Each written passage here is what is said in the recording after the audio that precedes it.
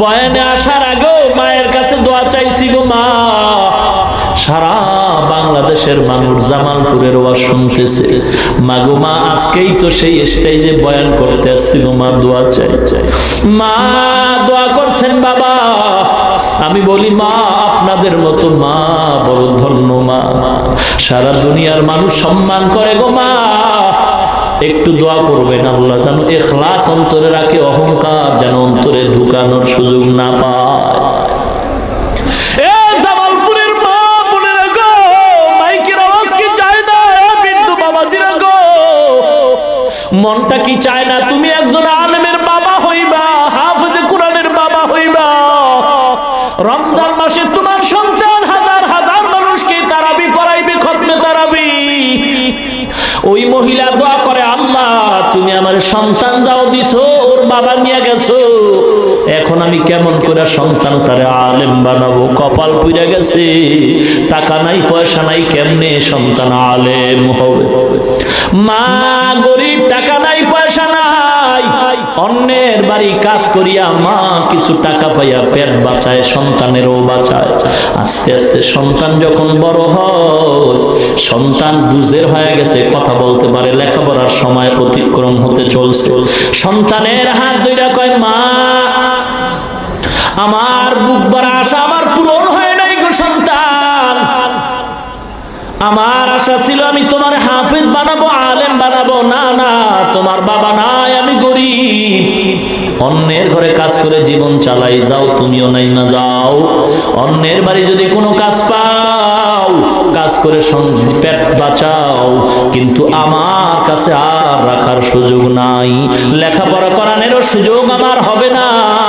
সন্তান মায়ের থেকে চলছে, গ্রামে হাঁটতেছে, এক বড় লোক সন্তানের চেহারা দিয়ে তাকায়, বড় মায়া লাগছে, আয় বাবা আয়, কই যাও? বলে আমি গরিবের সন্তান, আমি কাজ তালাশ করি। আমার বাড়ি থাকবি, আমার বাড়ি কাজ করবি, আর আমার কিছু গরু আছে দেখাশোনা করবি, তোর খানা বেতন কাপড় যা দরকার আমি সব ব্যবস্থা করে দিব। এতিম সন্তান ওই বাড়ির গরুর রাখাল হয়। এ মুসলমান ইমানদার, মাদ্রাসায় পড়নেওয়ালা কেউ বিপদে নয়, বড় শান্তিতে আছে গো। কারণটা কি? ওরা আল্লাহকে চায়, আল্লাহ তাদেরকে সবকিছু ব্যবস্থা করে দেয়, ঠিক কি না? কত গরিব, টাকা নাই পয়সা নাই, মাদ্রাসায় পড়ে, তাকায় দেখো অনেক ছোট্ট বাচ্চা আছে লঙ্গি কিনার টাকা নাই, যেই বাচ্চা ঘরে মা প্লেট দুয়া দেয়, লঙ্গি দুয়া দেয়, ওই বাচ্চা মাদ্রাসায় গিয়ে এখন নিজের হাতে লঙ্গি দই, আছে না নাই? নিজের হাতে খানা খায়, ঘরে তরকারি না হইলে ভালো না হইলে খানা খায় না, কিন্তু মাদ্রাসায় গিয়া যা পায় তা খায়, কোনোদিন প্রতিবাদ করে না রে বাবা। এত কষ্ট করে জীবন চালায়, কত গরিব। আজকে অনেকে গরিব দেখলে চোখ রাঙ্গায়, গালি দেয়, ধমক দেয়।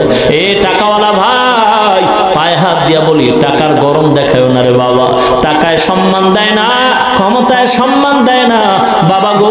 গরিব রে ধমক দিও না, গরিবের ভিতরে এমন সম্পদ আছে, এই সম্পদের কারণে আমার মাওলা নবীর মাধ্যমে সুসংবাদ দিয়েছেন, গরিব ওই সম্পদের কারণে বড় লোকের 500 বছর আগে জান্নাতের মেহমান হয়ে যাবে।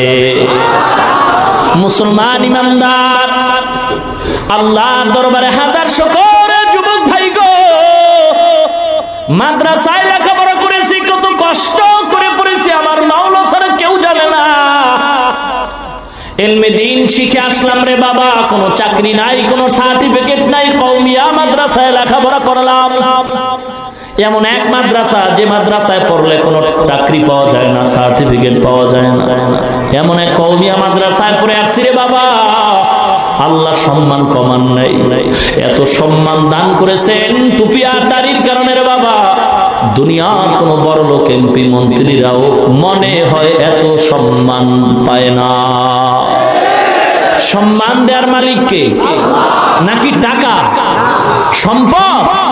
টাকায় যদি সম্মান দিতে পারতো, ক্ষমতায় যদি বাঁচাইয়া সম্মান দিতে পারতো গো, পৃথিবীর টপ লেভেলের ধনী ক্ষমতাওয়ালা আমেরিকার ডব্লিউ বুশের গালে সাংবাদিকের জুতা মোলাকাত করতে পারতো না। সম্মান আল্লাহ দান করেন রে বাবা, অহংকারী করিও না।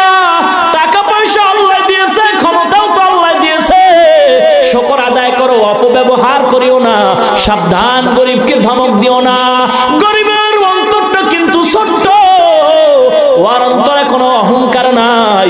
মাদ্রাসায় অধিকাংশ গরিবের ছেলেরাই আলেম হয়, কারণটা কি? তারা আল্লাহর দরবারে অন্তর ছোট কইরা কান্নাকাটি করে। বড় লোকের সন্তান হয় না কেন? ওস্তাদ যদি ধমক দেয়, টাকার গরমে ওস্তাদের বিচারের জন্য বাবা দৌড়ায়। আছে না নাই? এই স্কুল কলেজ ভার্সিটির ছাত্র ভাই গো, পর্দার অন্তরালের মা গো, এ যুবক ভাই, বৃদ্ধ বাবাজিরা, পায়ে হাত দিয়া বলি, ধর্মীয় শিক্ষার কত দাম। আল্লাহ পাক আজকে কোরআনের বরকতে কত সম্মান দান করেছেন। ও মা, তোমার কি মনে চায় না তুমি একজন আলেমের মা হইবা, হাফেজ কোরআনের মা হইবা? এ মা, টাকা লাগবে না, পয়সা লাগবে না, আল্লাহ পাক যদি কবুল করেন, বিনা টাকায় হক্কানি আলেম বানায় দেন।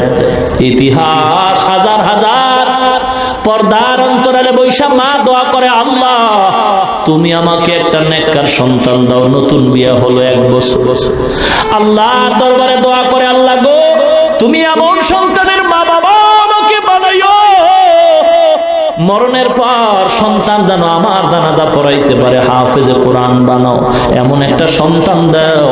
মহিলার দোয়া আমার মাওলা কবুল কইরা নিছে, এমন ভাবে কবুল করছে, মহিলার গর্ভে আল্লাহ একটা বাচ্চা দান করেছেন, নেককার সন্তান। আল্লাহর কাছে চাইতে হয়। ইব্রাহিম নবী চাইছেন, রব্বি হাবলি মিনাস সলিহিন। ও মুসলমান ভাই, যারা বিবাহ করেন নাই, অনুরোধ করি আল্লাহর দরবারে নেককার বিবির জন্য দোয়া করেন।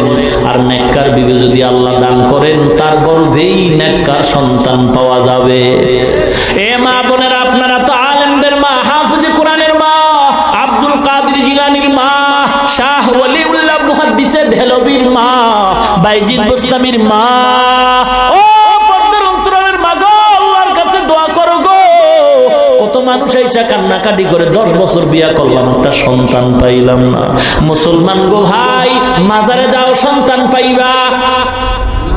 কি গো, এ মাজারওয়ালা যদি সন্তান দিতে পারত গো, বাংলার জমিনে কোনো হিজলা থাকতো না। আমি বলবো, বাবা মাজারে চাও কেন? আল্লাহর দেওয়ার ক্ষমতা নাই? আছে নাকি দুর্বল হয়ে গেছে? যারা আল্লাহর কাছে না চাইয়া অন্যের কাছে চায়, কবরে চায়, মাজারে চায়, তাদেরকে আমি বলতে চাই, তুমি মাজারে চাও কেন? 2 কথার 1 কথা মানতেই হবে, হয়তো আল্লাহ দুর্বল, না হয় আল্লাহ সবল। যদি হয় তাহলে কেন চাও না? আল্লাহরে পছন্দ হয় না? 2টার একটা, হয়তো আল্লাহ দিতে পারে না, যে কারণে মাজারে চাও। আর যদি বলো না পারে, তো চাও না কেন আল্লাহর কাছে? মাজারে চাও কেন? আল্লাহকে তোমার পছন্দ হয় নাই নাকি বলে? মহিলা দোয়া করছে, আল্লাহ নেককার সন্তান তুমি আমার গর্ভে দিও গো। আল্লাহ পাক রব্বুল আলামিনের দরবারে দোয়া কবুল হয়ে গেছে। আল্লাহ পাক একটা নেককার সন্তান গর্ভে দান করেছেন। সন্তানটা মা দোয়া করতেছে, গর্ভে রাইখা দোয়া কর, আল্লাহ তুমি আমার সন্তানটারে হায়াত দাও, বাঁচায় দাও, আলেম বানাবো। কিয়ামতের ময়দানে আমি আলেমের মা হইয়া আল্লাহর দরবারে পরিচয় দিব। সন্তান দুনিয়াতে আসার সময় হয়ে গেল। আল্লাহর কুদরতি পরীক্ষা, গরিবের উপরে পরীক্ষা গো। ইমানদার যত ভালো, পরীক্ষা তার কঠিন। গরিবের সন্তান মহিলা, গরিবের ঘরে আসছে, সন্তান দুনিয়াতে আসা হয়ে গেল, কিন্তু আসার আগে আগে তার আব্বা দুনিয়া থেকে বিদায় হয়ে গেছে। এতিম সন্তান, মা সন্তান কোলে নিয়ে কাঁদে, আল্লাহ তুমি আমার আশাটা কি পূরণ করবা না? আমার মনে বড় আশা, আমি একজন আলেমের মা হয়ে কবরে যাব।